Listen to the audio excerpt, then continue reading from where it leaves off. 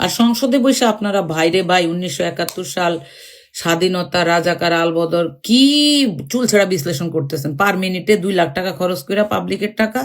আপনাদের কাছে আমাদের এই ন্যারেটিভ শুনতে হবে। 54 বছর ধরে আমরা রাজাকারও দেখছি, মুক্তিযুদ্ধও দেখছি। এটা আর আসলে আমাদের নতুন করে আপনাদের কাছ থেকে সংসদে পাবলিকের টাকা খরচ করে জ্ঞান নেওয়ার প্রয়োজন নেই। ওইখানে আপনারা গেছেন জুলাইয়ের উপর দিয়া, জুলাইয়ের সনদ বাস্তবায়ন করেন। ওটারে হ্যাং করে যত রাখবেন আপনাদের দুর্গতি আরো বাড়তে থাকবে, এটা আমি মনে করি। কারণ জুলাইয়ের সাথে নট অনলি মানে সাধারণ পাবলিক, এটার সাথে পুরো বাংলাদেশের মানে ইমেজ জড়িত।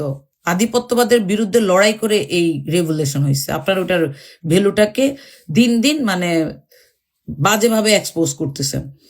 তো যাই হোক, ওইখানে ফান্ডামেন্টাল রাইট এস্টাবলিশের জন্য আইন তৈরি করেন, মূল্যস্ফীতি, মুদ্রাস্ফীতি ঠিক রাখেন, পাবলিক যেন আপনাদের বিরুদ্ধে হারিকেন, মোমবাতি নিয়ে মিছিল করতে না হয়। এই হারিকেনটা গণভবনে পাঠিয়ে দেন, তার হাতে হারিকেন ধরিয়ে দেন। বিদ্যুৎ নাই, আমার মা বোনেরা আজকে এখানে হারিকেন নিয়ে এসেছেন। শুধু এই মিটিং এর মধ্যে হারিকেন নিয়ে আসলে হবে না, যখনই অন্ধকার আসবে, যখনই লোডশেডিং হবে, আপনার মোমবাতি হারিকেন নিয়ে বের হবে। রাস্তায় যেন মা বোনেরা ঝাড়ু নিয়ে না আসে, এইটা জোর কিভাবে ঠেকানো যায় ওই রকম আরো কিছু আইন তৈরি করেন, কার্ড তৈরি করেন, কোনো সমস্যা নাই। বাট পাবলিকের টাকা খরচ করে যত বেশি আপনারা সংসদে এই যে আওয়ামী ন্যারেটিভ দাঁড়া করানোর চেষ্টা করবেন, রাজাকার, আলবদন, গুপ্ত, তারপরে হচ্ছে আপনার এই মুক্তিযুদ্ধের চেতনা আমাদেরকে শিখাবেন, আমরা আপনাদেরকে আরো তাড়াতাড়ি বয়কট করা শুরু করব। এটাই হচ্ছে বাস্তবতা। আরেকটা জিনিস হচ্ছে, ধরেন শেখ হাসিনা যখন পতন হয়, হাজার হাজার মানুষ খুন করার পর বাংলাদেশ ডিফেন্সের সহযোগিতায় একটা খুনিকে দেশ থেকে বের করে দেওয়া হয় এবং তার দোসরদেরকে ক্যান্টনমেন্টে রেখে আস্তে আস্তে দেশ থেকে বের করে দেওয়া হয়, বর্ডার পার করা হয়। এগুলো দেখার পর ডিফেন্সের প্রতি আমাদের যে রেসপেক্ট, ওটার মধ্যে কিছুটা কনফিউশন তৈরি হয়েছে। আমরা ওটা চাই না। সিভিলিয়ানরা মারামারি কামড়াকামড়ি করুক, কিন্তু সর্বশেষে দেশের সার্বভৌমত্ব এবং স্ট্রাকচার ঠিক রাখার জন্য কিন্তু সেনাবাহিনী সবচেয়ে বড় ভূমিকা রাখে। তো আমি প্রত্যাশা করি আমাদের সেনাবাহিনী ওই রকম অবস্থায় আছে এবং তাদের বিরুদ্ধে যত ন্যারেটিভই দাঁড়াক, দিন শেষে তারা এমন কাজ করুক যেন আমরা বিশ্বাস করি যে তাদের কাছে আমাদের দেশের সার্বভৌমত্ব নিরাপদ। গত 2 দিন থেকে সরকারের একজন তথ্য উপদেষ্টা বলার চেষ্টা করছেন বাংলাদেশে জঙ্গিবাদের উত্থান হইতে পারে, মানে জঙ্গিবাদ আছে বলে উনি মনে করেন। তো ইনফরমেশন ডেস্কের মতো ইম্পর্টেন্ট জায়গায় বসে প্রতিমন্ত্রী মর্যাদায় একজন উপদেষ্টা বলছেন বাংলাদেশে জঙ্গিবাদের উত্থান হয়ে যাচ্ছে। এটাকে আবার কাউন্টার দেওয়ার জন্য স্বরাষ্ট্র মন্ত্রণালয়ের স্বরাষ্ট্রমন্ত্রী সালাউদ্দিন ভাই বললেন বাংলাদেশে কোনো জঙ্গিবাদ নেই। তাহলে আমরা কোনটা বিশ্বাস করব? তথ্য মন্ত্রণালয় নাকি স্বরাষ্ট্র মন্ত্রণালয়?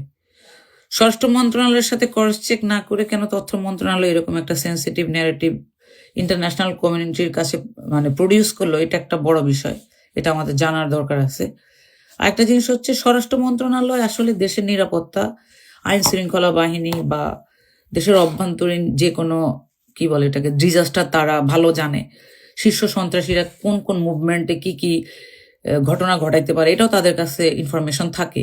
একই সাথে কোথায় কে চাঁদাবাজি করতেছে এটার ইনফরমেশন তাদের কাছে থাকার কথা।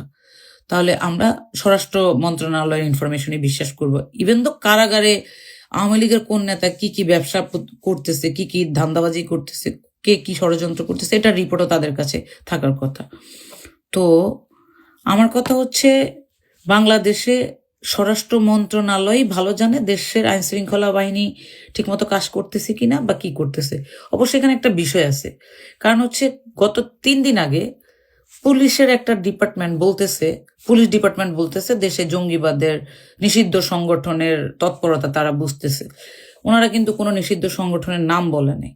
আপনারা নিষিদ্ধ সংগঠন কারা এটা ক্লিয়ার করলে আমরা জানতাম যে আসলে আপনারা কোন ন্যারেটিভে এইরকম একটা মানে প্রেস ব্রিফিং করলেন, যেখানে বাংলাদেশের ডিফেন্স এখন পর্যন্ত এরকম কোনো প্রেস দেয় নাই যারা গোয়েন্দা সংস্থা নিয়ন্ত্রণ করে।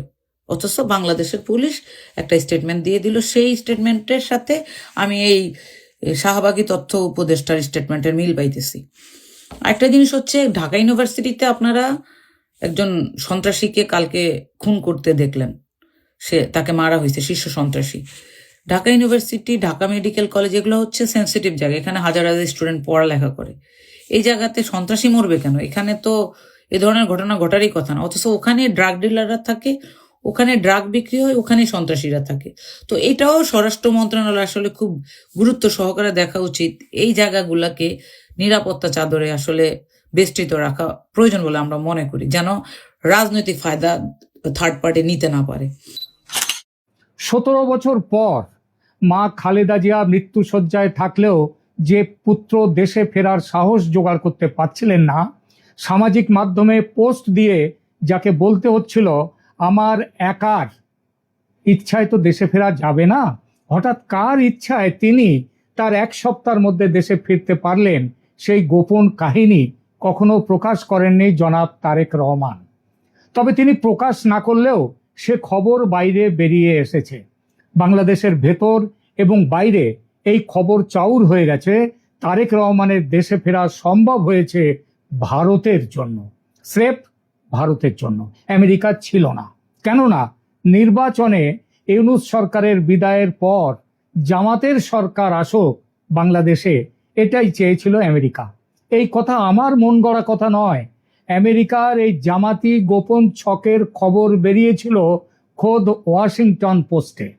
আমেরিকার সেই প্ল্যান ভণ্ডুল করে দেয় ভারত। ভারত শুধু যে তারেক রহমানকে নিরাপত্তা দিয়ে দেশে ফিরিয়ে এনেছিল তা নয়, ফেব্রুয়ারির ইলেকশনে বিএনপিকে জিতিয়ে দিয়ে তারেক রহমানের তাজপোশির ব্যবস্থাও করেছিল ভারত। এই খবরটাও আমার কল্পনা নয়। এই অভিযোগ জামাত সমেত বাংলাদেশের বিএনপি বিরোধীদের। তারা সবাই অভিযোগ করেছিল নির্বাচনে ইঞ্জিনিয়ারিং করে জিতেছে বিএনপি। নেপথ্যে কে ছিল সেই ইঞ্জিনিয়ারিং এ? না, যতদূর জানি সরাসরি ভারতের দিকে আঙুল তোলেনি কেউ, তবে ইঙ্গিত স্পষ্ট ছিল। আমেরিকার গোয়েন্দা প্রধান তুলসি গ্যাবার্ড ভারতের জাতীয় নিরাপত্তা উপদেষ্টা অজিত ডোভালকে নির্বাচনের পর, মানে বাংলাদেশের নির্বাচনের পর ফোন করে বলেছিলেন you have won this time, মানে এবার আপনারা জিতে গেলেন। এই খবরও বহুল প্রচারিত। ভারত যে এত সব করেছিল সেটা এমনি এমনি নয়। তারেক রহমানের সঙ্গে দীর্ঘদিন ধরে আলোচনা চালিয়ে যাওয়ার পর, সে আলোচনা যেমন লন্ডনে তারেক রহমানের সঙ্গে হয়েছে, তেমনি হয়েছে ঢাকায় বিএনপি দলের শীর্ষ নেতাদের সঙ্গে, যাদের মধ্যে মির্জা ফখরুল ইসলাম আলমগীর সাহেবও ছিলেন বলে আমাদের কাছে স্পষ্ট খবর আছে। এই সব আলোচনার মধ্য দিয়ে একটা ভদ্রলোকের চুক্তি হয়েছিল তারেক রহমানের বিএনপি দলের সঙ্গে ভারত সরকারের। চুক্তির মূল পয়েন্টগুলো ছিল কি? 1, বাংলাদেশের মাটিতে জামাত সহ অন্য মৌলবাদী ও সন্ত্রাসী শক্তিরা যাতে বৃদ্ধি না পায় সেটা নিশ্চিত করবে তারেক রহমানের সরকার। 2, দেশে গণতন্ত্র প্রতিষ্ঠার জন্য অন্তর্ভুক্তিমূলক রাজনীতি ফিরিয়ে আনতে হবে, যার সোজা মানে হলো আওয়ামী লীগের ওপর থেকে নিষেধাজ্ঞা প্রত্যাহার করতে হবে। এছাড়া 3, চীনের সঙ্গে বা পাকিস্তানের সঙ্গে এমন কোনো চুক্তি যেন না করা হয় যাতে ভারতের নিরাপত্তা বিঘ্নিত হতে পারে।